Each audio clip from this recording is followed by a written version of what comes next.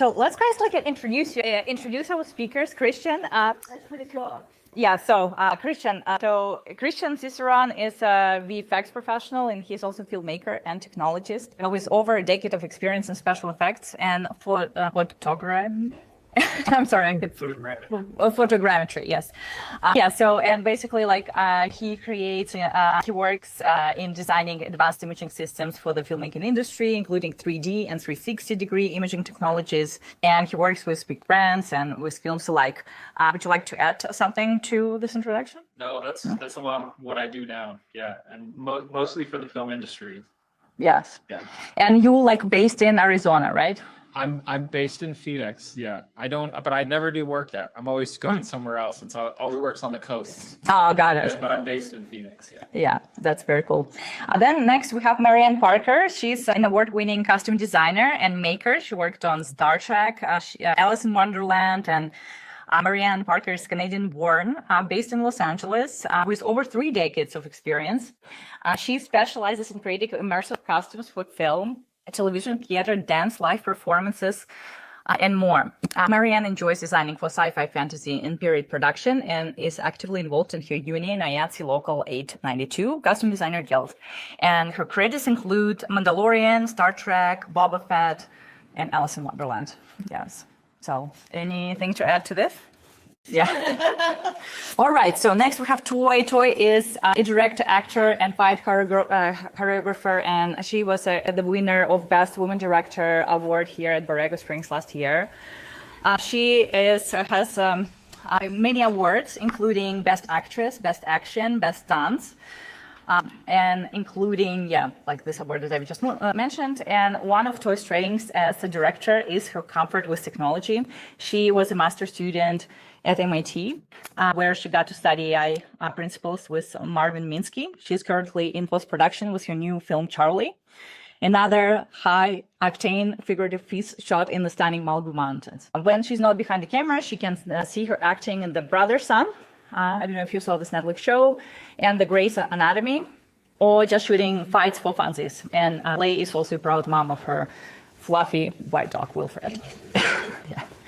And finally, Edward Drake. He's a WGA writer and director, Australian, based in Los Angeles. And he works a lot with Bruce Willis. He has over 13 credits. He worked on American Siege, Broil, Breach, Cosmic Scene, Apex, Gasoline Alley, Paradise City, and many other ones.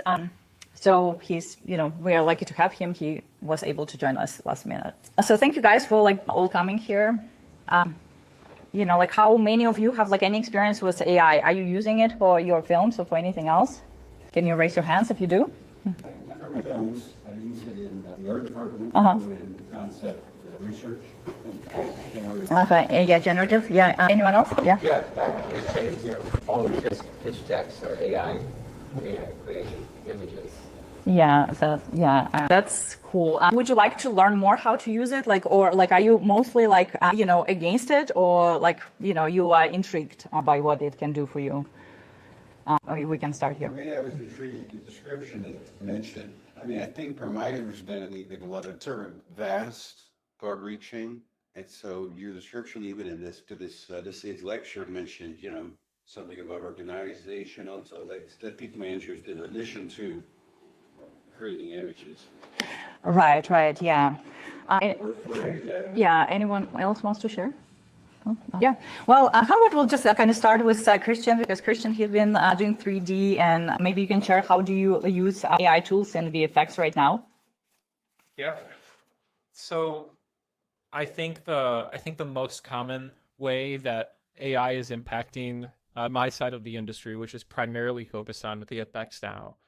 My company we build camera systems. A lot of times they're multi-camera. So we've done a lot of 3D scanning over the years, which is pre-AI tools. So these were just algorithms that were built so that we could take a bunch of images and we could turn people into 3D models for VFX. And that was the most, or environments into models for VFX.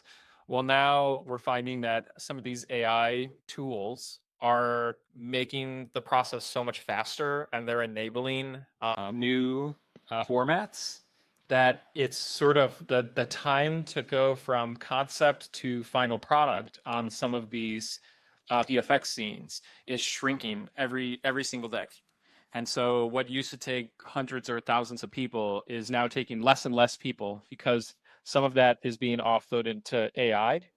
But at the same time, now what's happening is to fill that void, people are just demanding more and more. So now instead of like losing jobs, what happens is like, oh, we can fit 10 times the number of scenes that we could originally fit in a film. And films are just filling the void. They're just hiring the same number of people, but now they can get 10 times as much out of that process. So what's happening? This is post, not pre-vising. This isn't post. This isn't post. And so Is your work doing any pre-visualization work? I've done previs personally, but on this Really? 3D scan, the process on this side, yeah, it's mostly post production. There is previs, but I would say that AI tools kind of they come in so many different. They have so many different purposes that it can be used for previs. No, absolutely. I mean, I would imagine that you would use it for previs because it's the generative part that would be interesting, because the post part is just, already the vision's already there. But the point of using AI, in my opinion, is the generative part, so to give you ideas that you didn't even think about, which would happen in prevising. So what's interesting about this is that AI is like a blanket term. And so whenever we think of AI, we always think of generative. That's like the most common and probably the most interesting.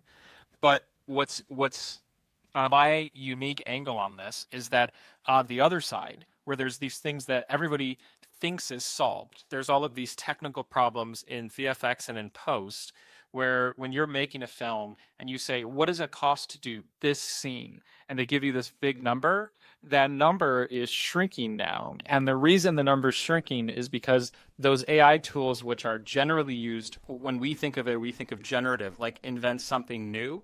Some of these AI tools are actually taking very expensive, complicated processes that happen on the back end of film, and they're making them much more cost effective and accessible. And Yeah, actually, Marianne, she's working right now, I think, like on low budget films. And I think this is like kind of like a trend right now that like you're supposed to, no one wants to risk money, and like acceptable budget is like anywhere from like 100,000 to 400,000. So how do you deliver a good film under such a low budget? So Marianne is right now actually working on an independent film that kind of helps them improve production quality thanks to that. So maybe Marianne, you can talk a little bit about that. no, go ahead. I mean, that's kind of the gist of it. But so before I take, so doing things like they're filling in a lot of stuff that takes a lot of time, like color correction and things like that, and Yeah. post that Here's like AI here's the 3 examples. takes. Yeah. Like here's like 3 examples that come to mind. So like on the one side, if you wanted to have a virtual environment as part of your film, whether it's in post or you're putting it on a volume or all these applications where you want this environment that is completely CG. Traditionally, you could go and 3D scan that environment, and 3D scanning is very costly and complicated. Today, you can 3D scan with both professional cameras or your iPhone, and using AI models, you can produce these 3D environments that are immediately ready to be shot on, basically like in your phone or in the computer. That wasn't possible before these AI tools. It just simply wasn't a workflow that was realistic for independent filmmakers. And then on the other end of the spectrum, you have things like maybe you're an artist that is interested in animated films. So you want to produce things where you have motion capture and 3D characters, and you're doing like Pixar style filmmaking. If you wanted to do motion capture, not too long ago, you had to buy the suit with the balls, and you needed the expensive infrared tracking equipment, and you needed all this stuff. It's hundreds of thousands of dollars or millions of dollars, and it costs a lot to get on one of those stages and produce this motion capture data for your films.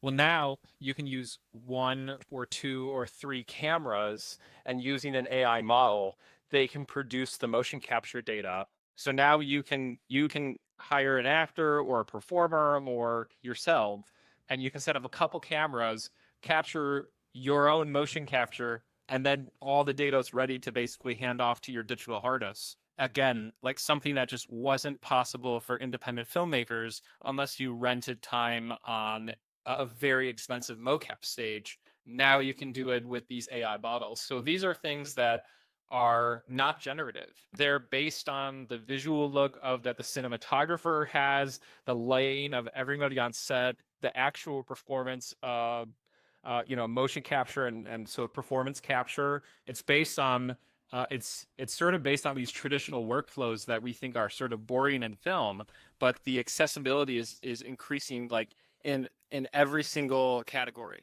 And so now there almost is no excuse. Like you can't say like, oh, I can't do motion capture for my animated film because it's too expensive. Well, you could just use an iPhone and you can use an AI model to produce that data that you can hand over to your digital artist. And so it's lowering the barrier to entry on actually making a final product.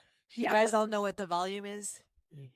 So things like Mandalorian and Star Trek, they set up in their sound stages, there's huge digital walls. And so if you're looking out that window in the sound stage, that would be a digital wall, and digitally created would be all the mountains and the scenery and everything like that. That allows them to create these fantastical images, which is great for sci-fi and stuff like that. You can fly around in space and everything. And then they usually fill in the foreground with practical props, like actually build the building or the house. You put some trees and stuff in there. I'd like to, I like to fill in the gap. The analogy I use. Remember back in the day, they had the drawing with the paper drawing with the horse cart. Oh, the horse cart's not moving, just the paper is rolling. But you can only move 50 feet because you only had 50 feet of paper.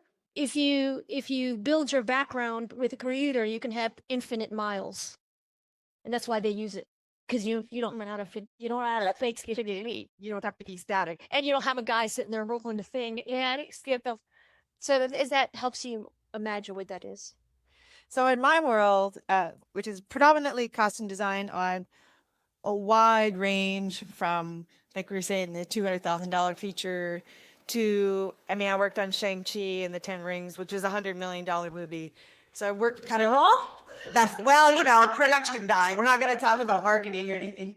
So I've seen kind of run the gamut of things. It's a fine line to walk. AI has lots of uses and lots of tools. As to your question, we get scripts daily.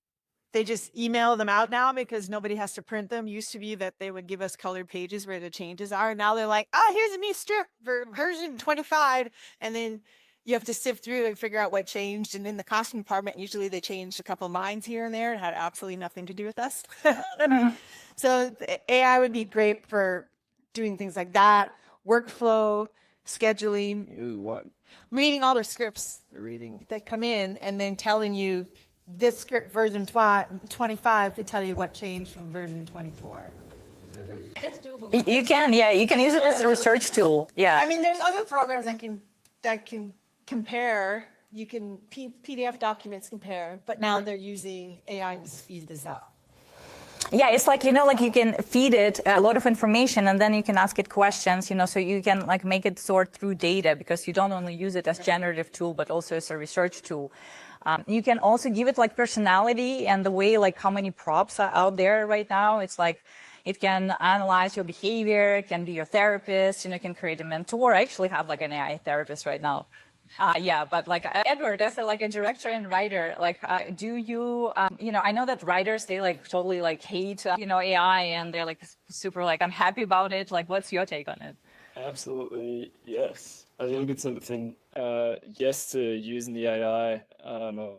Look at it kind of like as a wingman. If you're looking at like a hybrid workflow, and I think the volume analogy is great. It can be the backdrop, but the human element is what everyone's going to be tunning for. And that's something where AI is going to struggle, I'm hoping for. I think that the the workflow that I implement is really using it as someone to kick the tires, even proofreading. Hey, think of an alternate line here, and then you'll be 5 suggestions. And it's like, oh, there's something here, there's something there. And then it'll spark a new thought or it's come in. The one big myth that I keep hearing about generative AI is that you can't get anything new, or it's not going to create anything new. And I don't know if you've watched any movies lately, but half of them don't feel new at all. It's E.T. meets Predator. That's half the way that films are being pitched.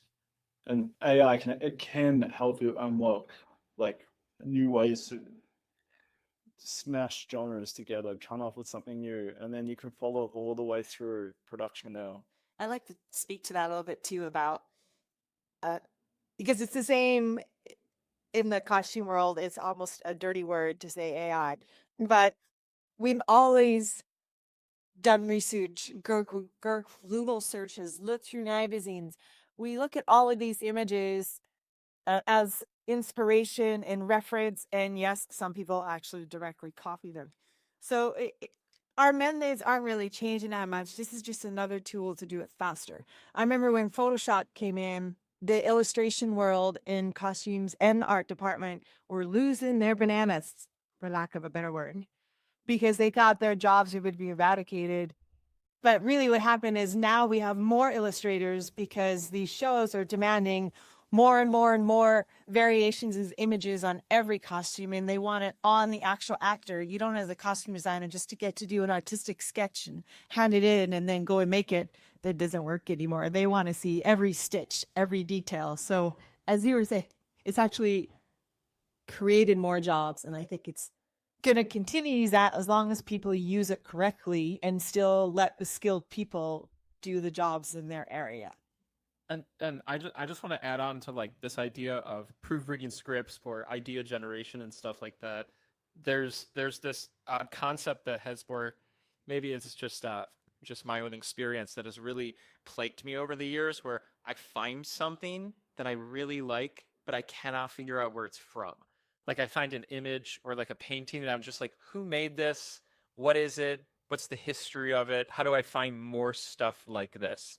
And recently I used AI. I found something that I liked, could not find any source.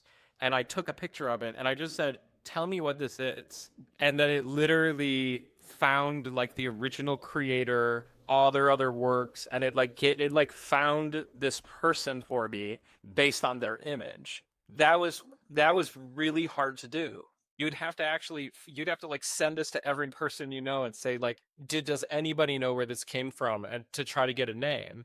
And now you have this tool that can do that, and then to have the power to be able to follow up and say, okay, make me other concept images that look like this, so I can use this as part of, concept for my next build or something like that. That's like a conversational thing that you're doing in AI that was just simply it's not Googleable. You can't use Google to do something like that. That's an AI workflow. And it's just being able to like, I'll disagree with that. oh, you disagree? Well, Google has AI as the images. So, my background is I went to MIT. I studied with Marvin Minsky. I studied artificial intelligence with Marvin Minsky, who is the godfather of AI and who wrote all these books. You can Google it. He's the guy. And his definition of AI is not what this current instantiation of what people think is AI. And I will agree with him on that because I'm old school like that. I had this conversation with a lot of people because there's a lot of confusion as to what AI is. And if you go back and read Marvin Minsky's theories on AI and how it started and what he was thinking about, we are at the baby stages of AI. We're not at these things that these tools that you were talking about and what you're using, they're just glorified calculators. They do a lot of fast calculations because we have materials and machinery and computing and that accelerates computing, but it is nothing about intelligence. So AI is intelligence. That the definition of AI, according to Marvin Minsky, you can Google it, read it, is intelligence. Okay, not an accelerated calculator. By the way, people also thought that computers, when they first were built, were intelligent. They weren't. They're just giant calculators. And now we have even more gianter calculators. So things like searching, that is a calculation. Things like crunching numbers in your post visual effects, which is why I was asking, is like crunching, is just extra number crunching that are capable of being done by computers now because we have extra fast chips. Things like when using the word generative AI, in my opinion, is a not oxymoron, but like a redundant. Thank you, because that's what intelligence is. As humans, our natural intelligence, which separates us from computers and or plants and or animals, have a natural intelligence of their own that we don't even understand, as do plants, but our own natural intelligence lets us create things, lets us make things, gives us ideas that come out of, quote, thin air, even though one of my professors also once said there's no such thing as original thought. And gave me that lesson, is that everything is a mashup. So, but some people are more tuned to mashups than others, which is what makes them creative, right? So I do believe the word generative AI is redundant, because that is the essential. You have to go back to philosophies, and this is what Marvin would talk about all the time. What is the definition of creativity? What is the definition of intelligence? It is not super fast computing power. That makes sense? Well, I actually wanted to also, you mentioned something about it requires so much energy for for generative AI to output something that it's actually very bad for environment. It's how cryptocurrencies mined, and then it just have a lot of heat, and in order to fight the heat, you got to run a lot of AC, and there's a lot of energy. So the same thing with generative AI, and I think some of you guys you said that. Was it Google or IBM? They want to start up a nuclear power plant in order to all of them. Apple, in order to seize. Yeah. Are you? over this. Yeah. You have a question? If it's appropriate to ask questions. Yeah. Of course. Yeah. Speaking for myself, how is a film festival like this, like the Bird, on filmmakers trying to think about independent filmmaking and making relatively smaller films. For me, I work in film business as a property master, so I worked on those stages and worked with big productions and aware of it. But as a filmmaker, I'm looking at creating a feature film in the $1 to $2 million range per head, or maybe less. So, and there's no science fiction, no space, nothing like this. So in the world of realism and drama and low budget, besides fast Google searches, what do you use it for, there. Yeah. Uh-huh. Yeah. Besides that kind of stuff, is there a place for AI to help me take my $200,000 budget or $1 million budget and spread it?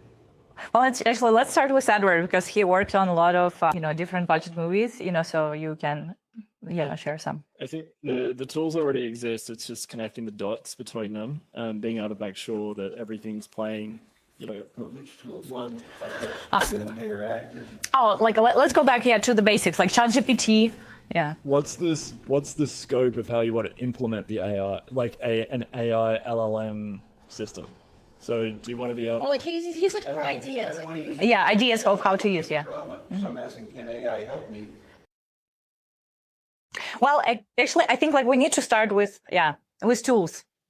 Yeah. I'm gonna go wrong. I think you're talking about 99% something that's generated coming from you provide 1% with the prompt of, hey, I want a story about this. Sure, you can already do that. You can connect a whole suite of different tools. You can get Claude to do your outline. You can get ChatGPT to do your dialogue.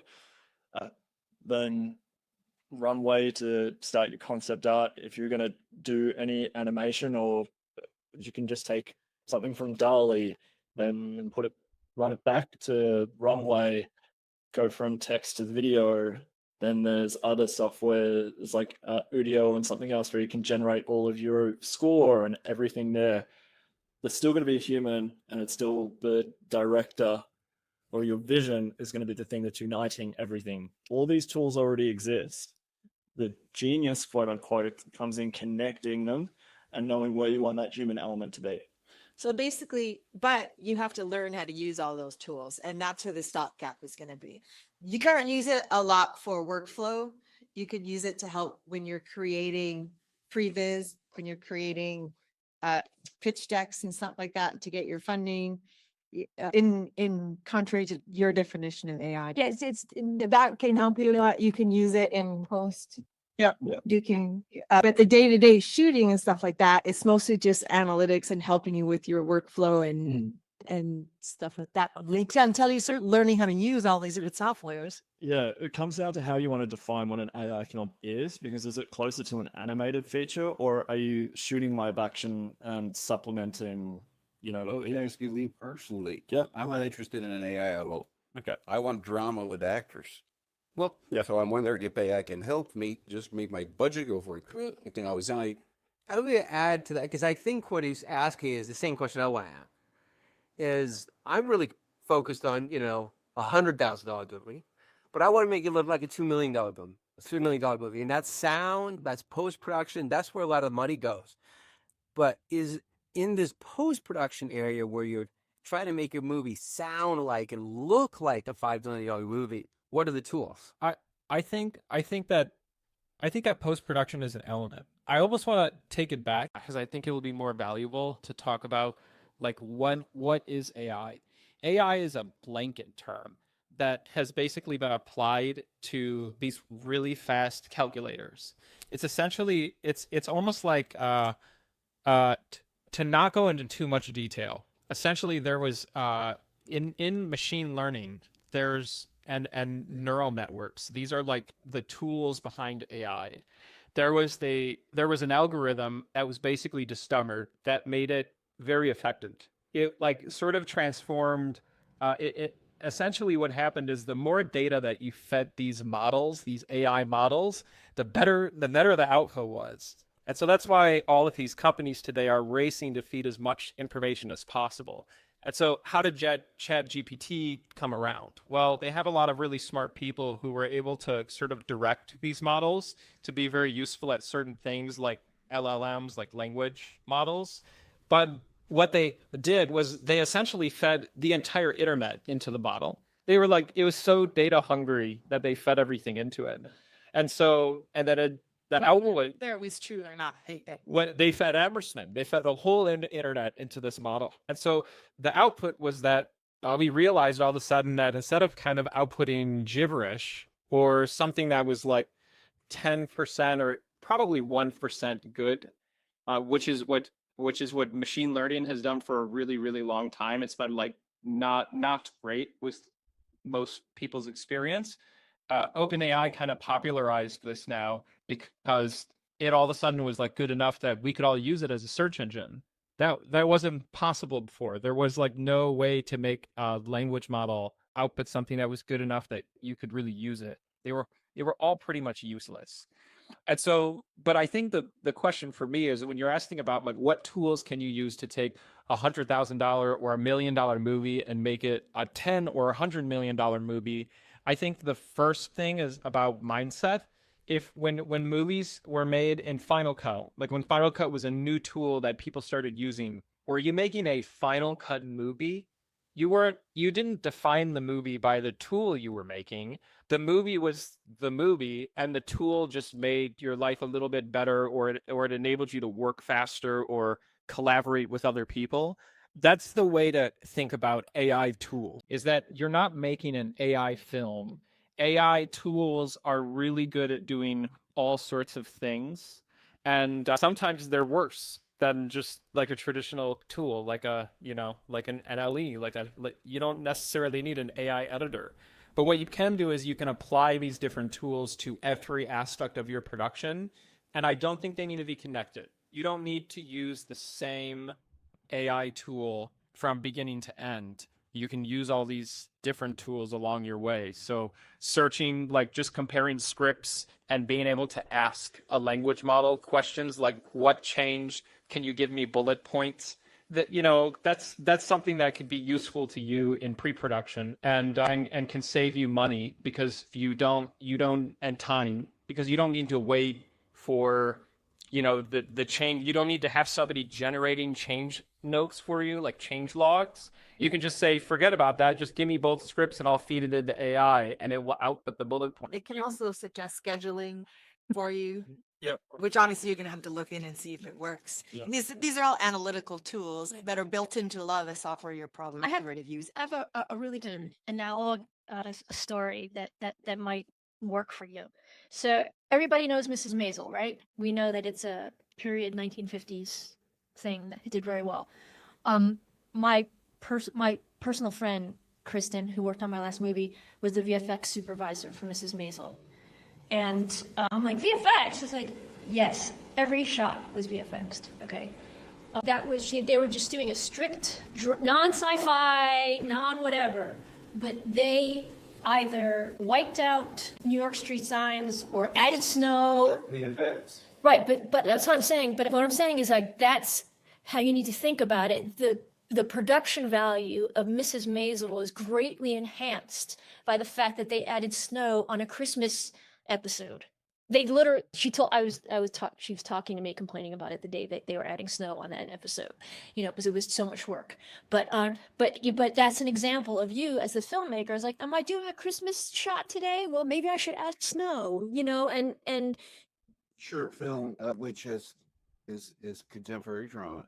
Surprisingly, I did effect shots in it, and nobody knows it, and nobody saw it, and nobody ever asks about it. Usually stuff you're something right odd. And so it's kind of surprising even to me that I relied so much on VFX to finish it. However, and they were visible, you know. However, yeah, so that's post-production.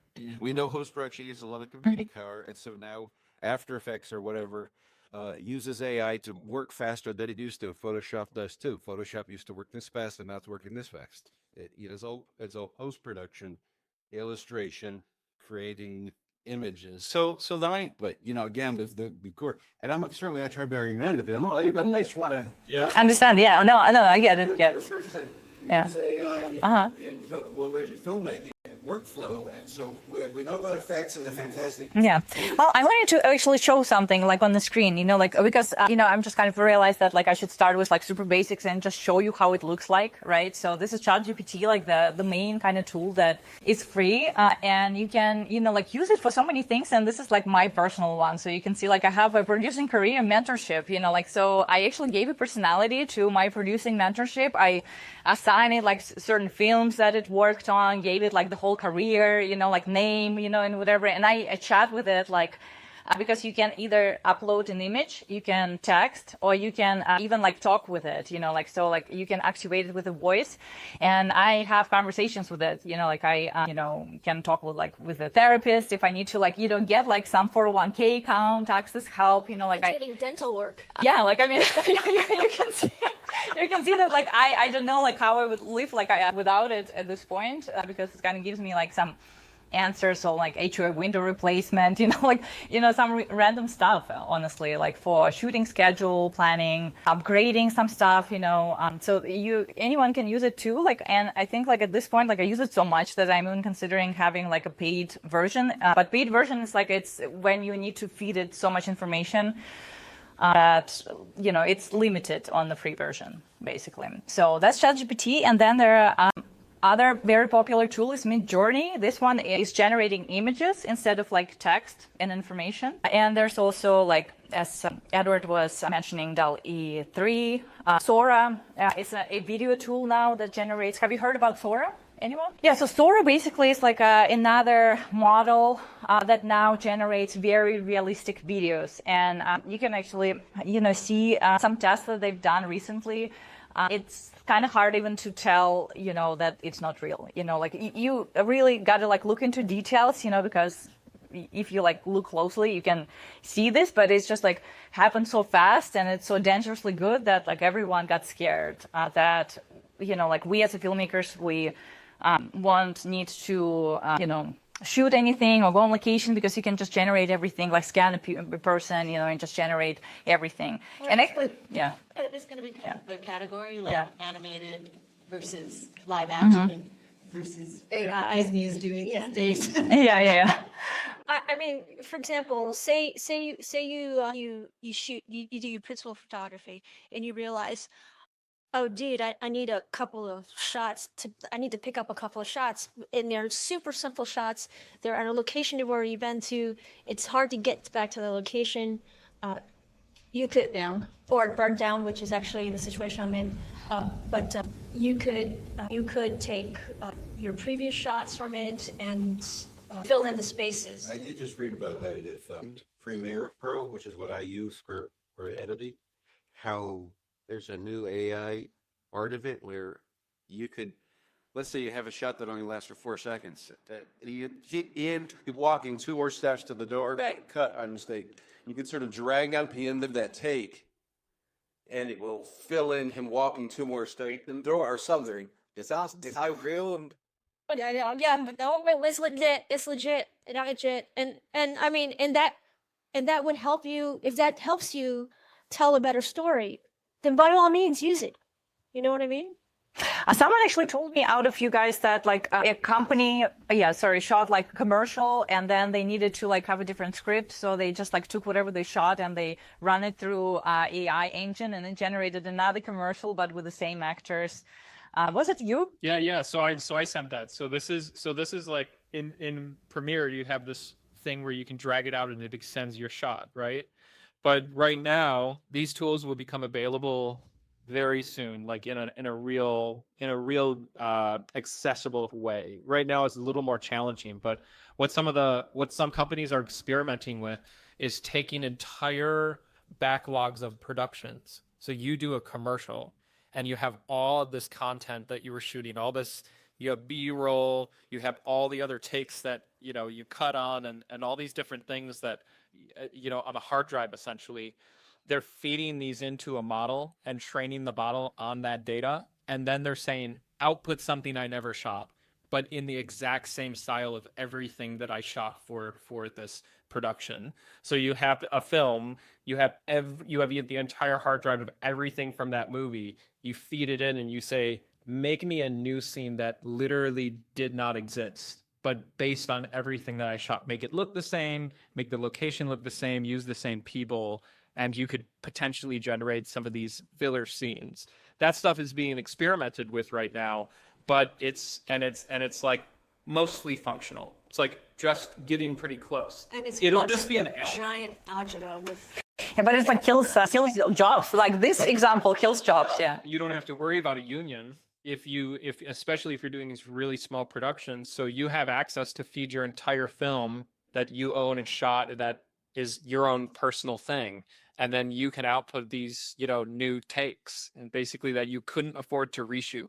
It's just nothing else. If we're going outdoors, with non-union actors, then that's perfectly fine. But it's causing a lot of agita with sex. Just be a responsible business human being when you do things like that, and make sure that if something's generated, that those people are still credited and or paid. You should give some ethics on. Yeah. Edward, yeah. Yeah, hold on a second, Edward. I think you had something to add here. Yeah. What about how to make your $100,000 movie look like a $2 million movie? The tools are going to help you communicate faster, and with that time is money. And so the time that you are spending with all of your HODs, if you can get a better view of where you can input into Midjourney, something else, find closer looks for your locations rather than having a location manager drag you around for 3 days to a different course of Actually, that attest to that. Yes, that's a great use. conveying your vision to all the people that you're working with. And then to the point how it's sad, America has great guilds, great unions that protect their members. So does the UK. The rest of the world does not. You'd be amazed at what is being put into production and will be airing within the next 12 months from around the world. Where, Oh boy. but But in terms of the performances, there's no rules in some of the countries that you can now take Daniel Craig's performance and put it onto another actor. Oh my God! In a cop procedural drama, and I've seen that. I still don't think the performance is very good, but you can do it, and it's gonna get a lot better very, very soon.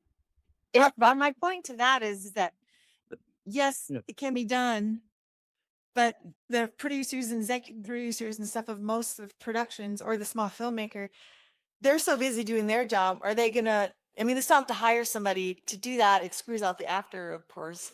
It will, but to answer that, Blimer.com. yeah. To answer Dan's question though, if he's got $100,000 movie that he wants to do like a $2 million movie, and he did drop a few shots that he can't pick up somewhere else, you've got the choice. Do you want to, you've got 10,000 left in the kitty.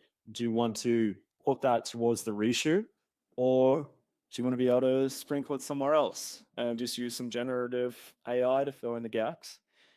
Those are the ways that you are going to like stretch the dollar as far as Nobody likes doing reshoots. But you need to travel every single key person on your production to every single location that are scouting. Or if you use something like, you're asking for practical tools, there's the Hollycam and there's Luma AI. These are iPhone apps.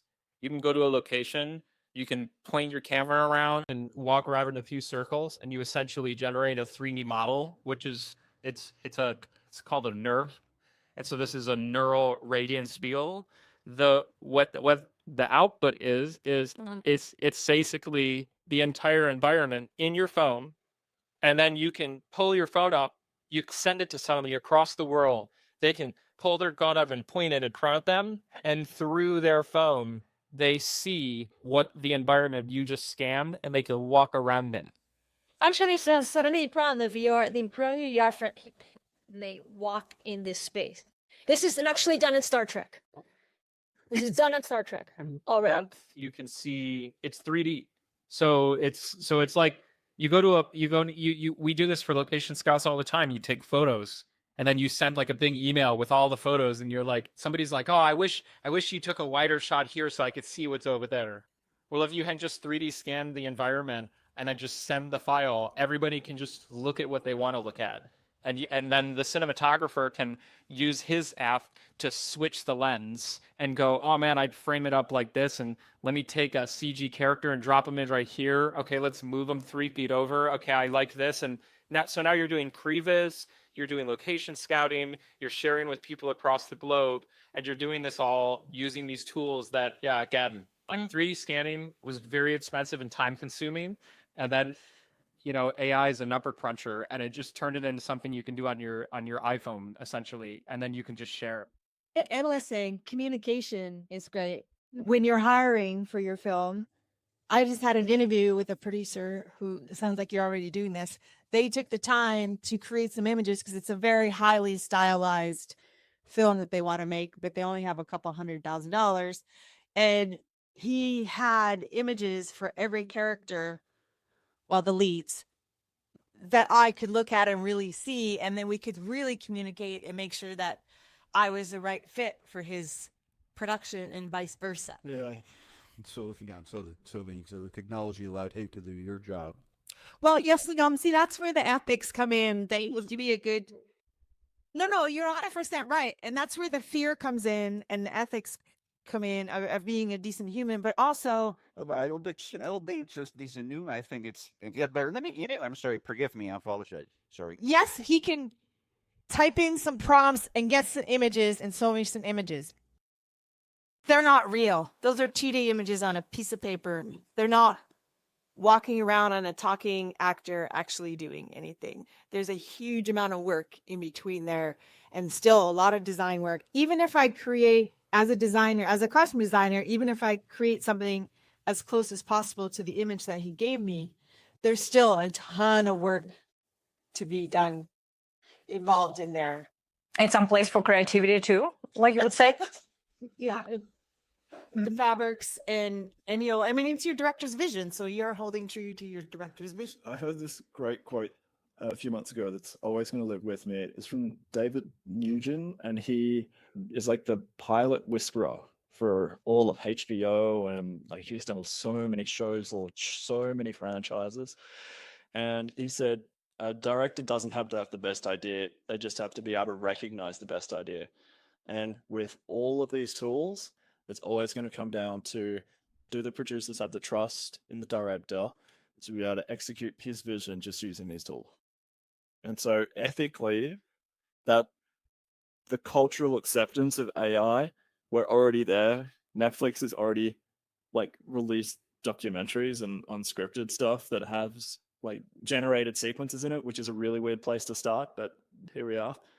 I think it's just a matter of time before we see an Oscar winner with significant like portions of post-production or even the entire like production shot generation done in some of these models. Like, stand up and be comments on this guy Henry.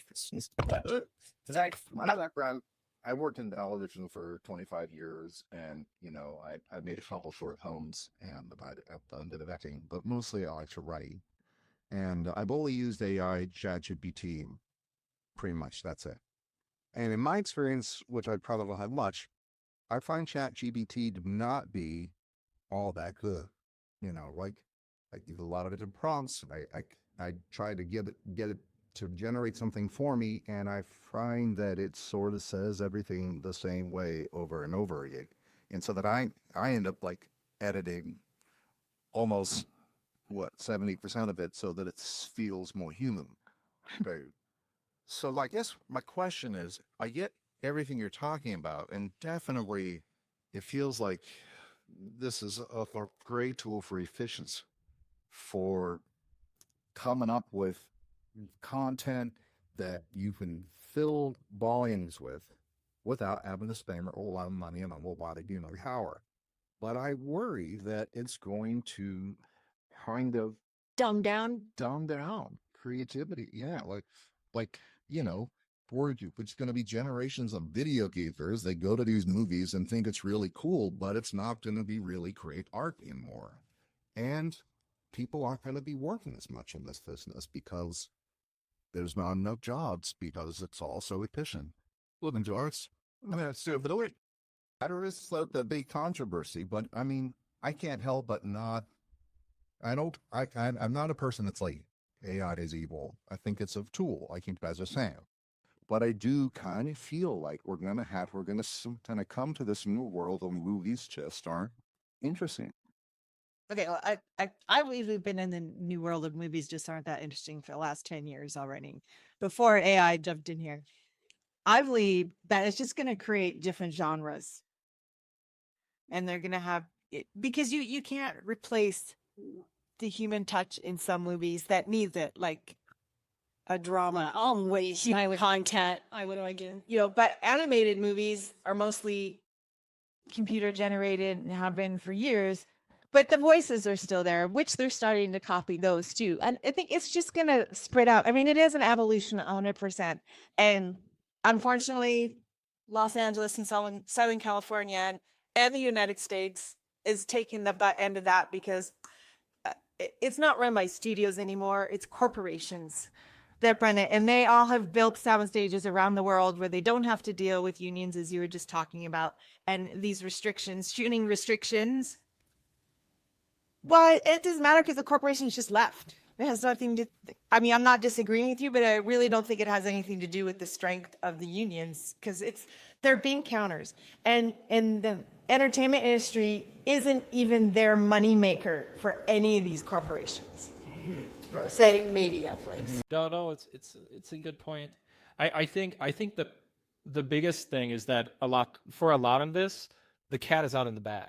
And so it's just a question of does it help you? And I think for me, there's this question of like, are we just idea generators? Is that how we think of ourselves? Because a lot of people look at ChatGPT and they say, oh, well, it can generate this entire script for me, and then I'm going to be out of a job because it's doing most of the work and I have to use its lame ideas. And I don't think that's most of what we do. I think 95% of filmmaking is craft. you learn it, you refine it. It's a tool you sharpen over time.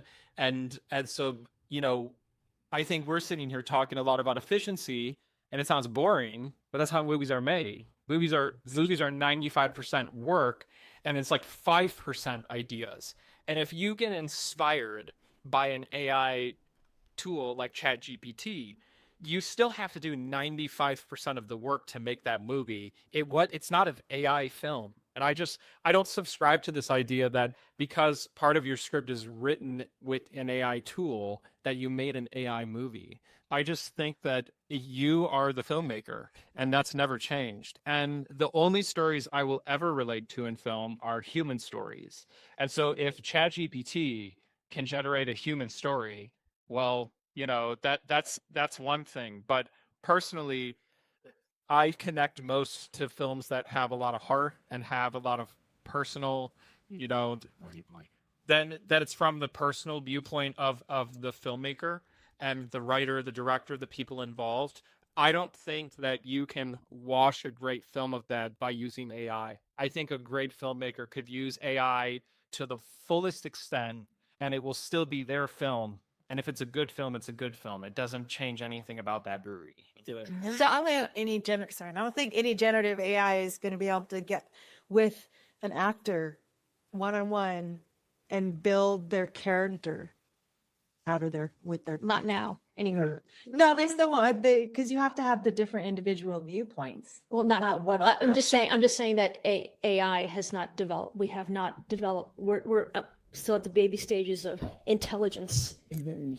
Yeah. Yes, but so AI in the film with that, I forget the software you were talking about, but it like creates like all a video. Sora. It has a hard time with hands. I see this hand that suddenly have like so. It would admit, yeah, perfect. So Sam, you're already in the Let me talk about technically what's going on here. First of all, everyone knows that there's a new job in town called prompt engineer. Does everyone know this? Okay. Yeah. Okay. Well, let me just quickly explain it.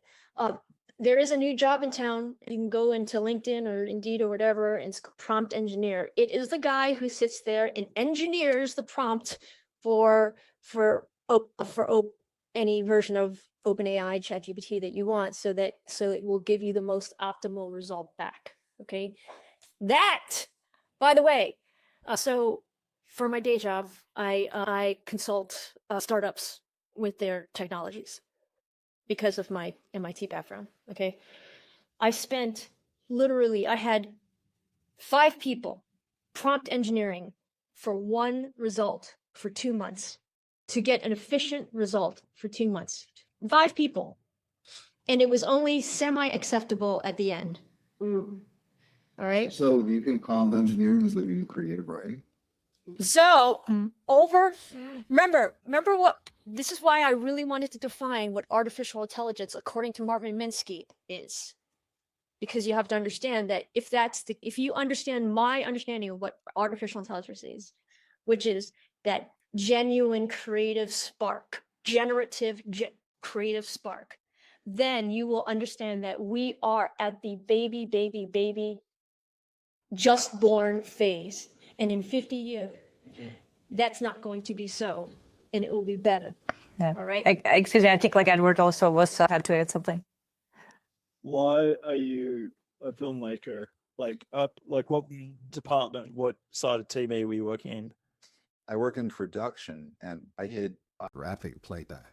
So it was like, I started in the days when everything's CRTs and then to sync the cameras to not see the bar rolling, and then be all with flat screens. And so I was just making content and engineering the sets so that all like most I'd like procedural dramas. And you want to move into writing, directing, Yeah, I had to retire from the business, but like do that now. Yeah. So is that for profit or creative personal expression? No, it's not for profit. Just amazing. You're totally fine. Not used for Ms. or anything to do with it. Yeah, and it's profit. Well, we'll have you talk outside because I've got a buddy who does soap operas, and one of the big studios just flew him down to Mexico, and he has been in a room where his writing partner is an LLM, and he's been doing 7 episodes a week of telenovelas. And so that's for profit. That's content. Yeah. That's background filler sort of thing, something going on, I know an editor in Mexico City who does the telenovelas. He says they do like 100 episodes in 3 months or something. Yeah, 15, 20 pages a day going for it. I worked on Bold and Beautiful 15 years ago, and we did an episode a day. We shot an episode a day. And they're an hour-long episodes. We shot an episode a day. So I went, Like reward, like an help.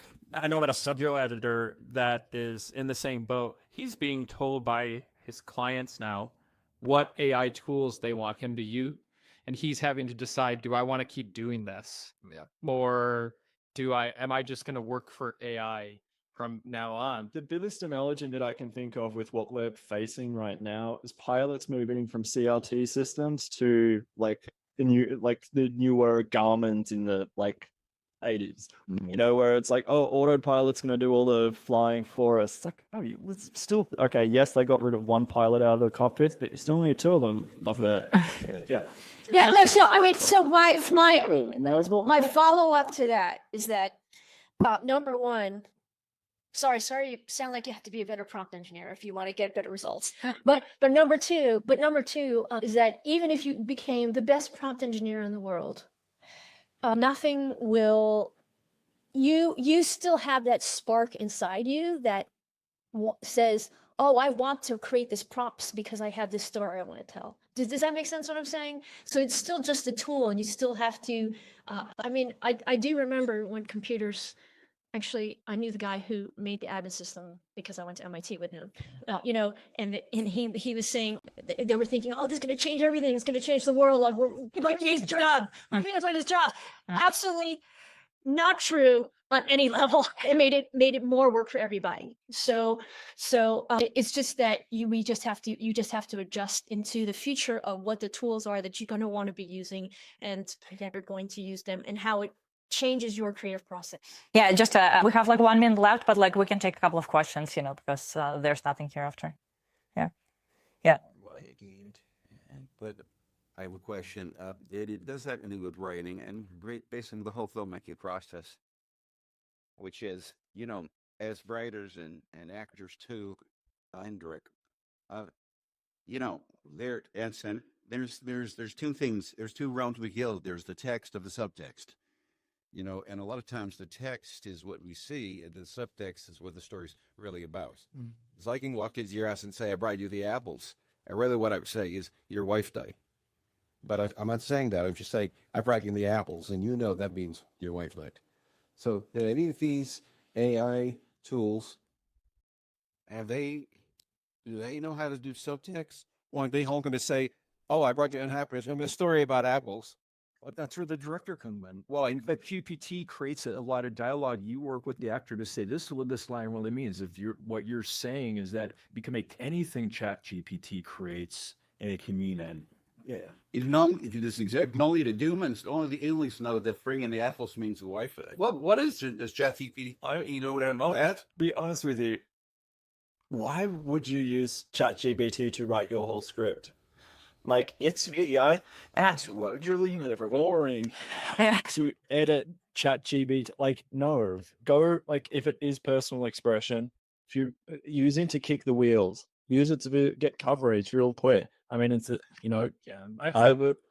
Yeah. I think you should use it to fill the gaps in your personal process.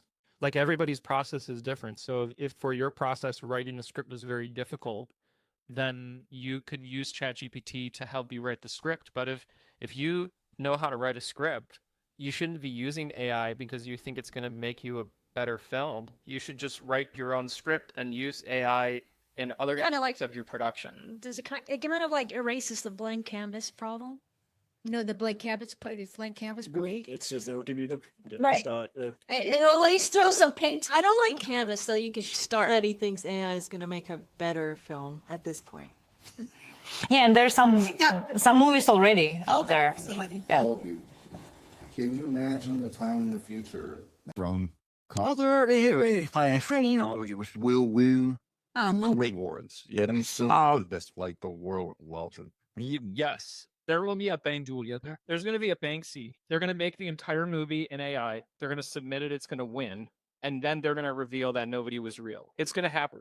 It might be 100 years, but that's common. That's the question is what award? I mean, like look at award ceremonies today. Like you have to have people at a room and they have to know each other to win the award. They probably a lot of talk words.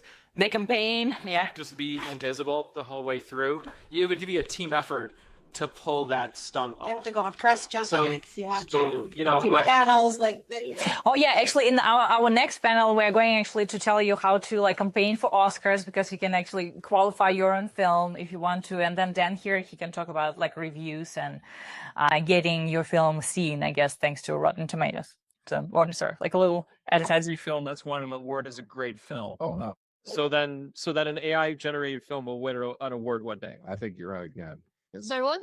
Yeah, I'm sorry. I know we're over. No, I'm a writer director. I used AI for nothing in my life, but all as a so if we're talking. Well, I blurred out.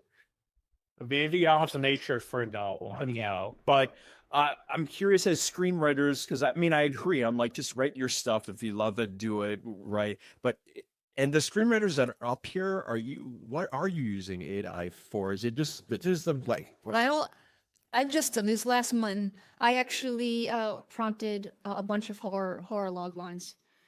All right. It was a great, good one. It's a thing. Yeah, pretty sure. And I actually prompted a whole bunch of log lines, found one I actually thought was workable. So I got rid of the blank canvas problem.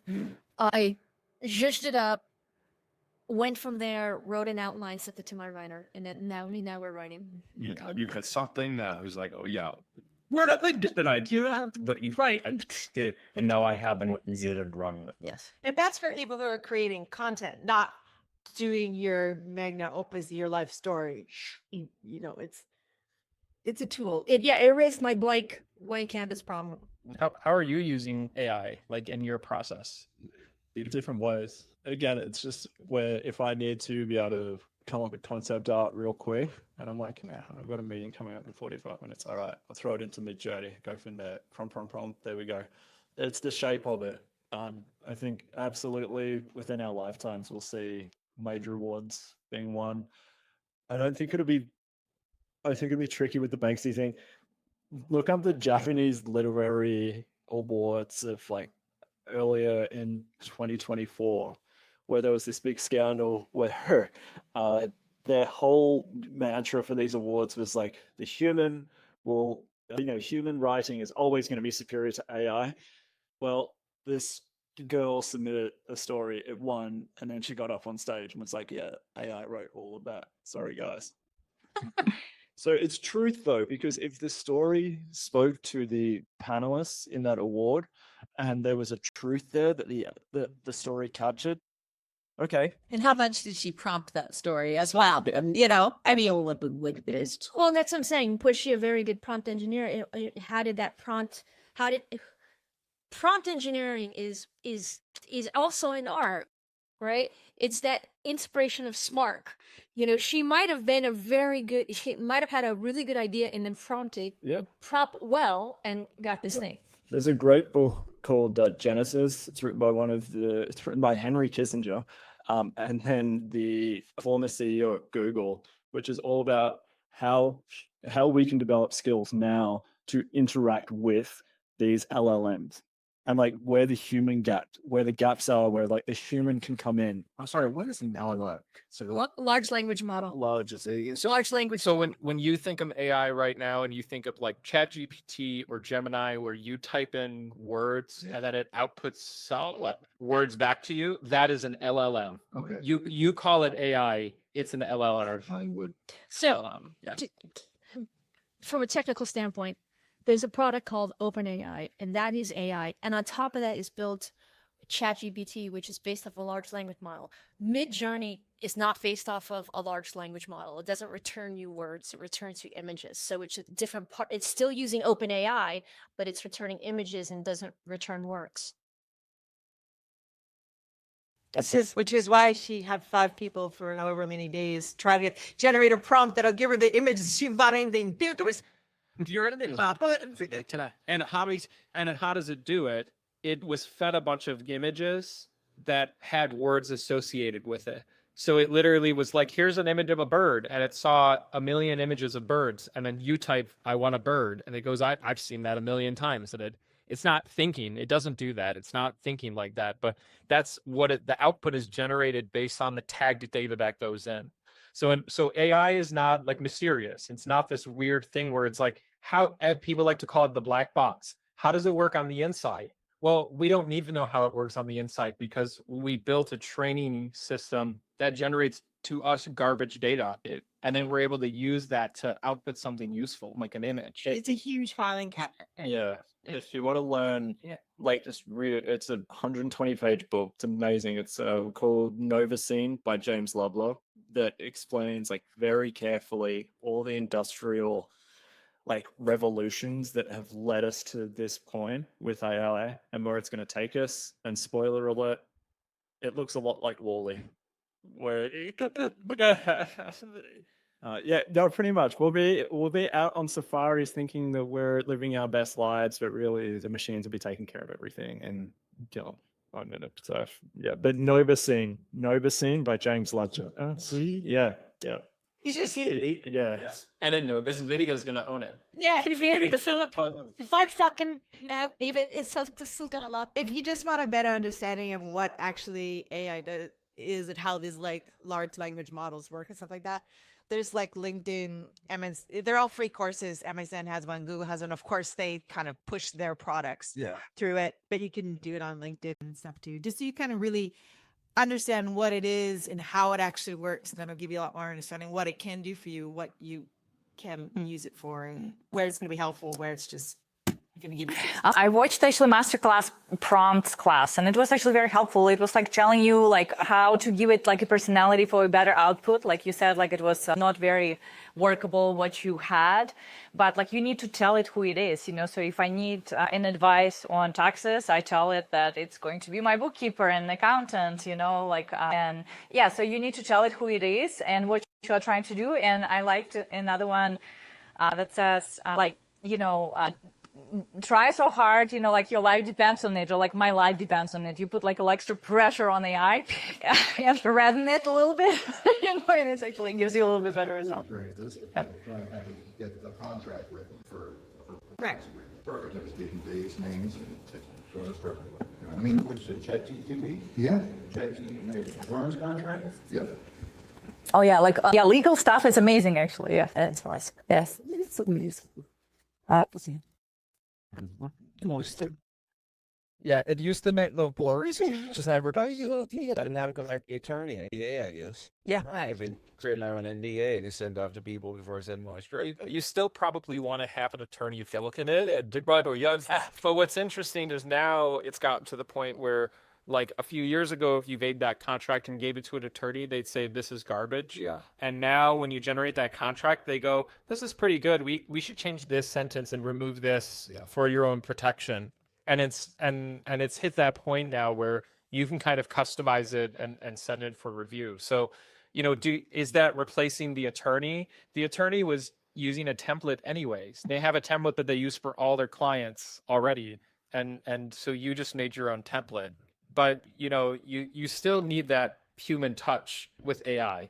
And just to like drive that point home, there's Sora, which is the image generation model. So this is the one, or it's the video generation model, where you can type in a prompt and it outputs new generated video for you. We found out later, so Sora released their, you know, announcement where they had their sort of montage of all the scenes and all the stuff that they, you know, were making. And a couple months later, we find out that a VFX house did touch up on a bunch of the scenes because there were problems. Like there was continuity issues and vibration, and there were color changing, and there was 6 fingers on hands. And so they literally hired a post house to edit AI video. And then they admitted it. They said, "Oh, by the way, it wasn't perfect. It was like 90% there." And so still we have this like that process is like the same. It's like if you're gonna write a contract, show it to a lawyer. If you're gonna generate a scene for your film, like give it to your editor or like give it to a post house to clean it up. Like you still need these creative people involved in your process. If you're trying to take $100,000 film and make it $1 million film, you still need these creatives, but AI can help you, make it a little more galvanic. So, produce your vision. Okay, so guys, like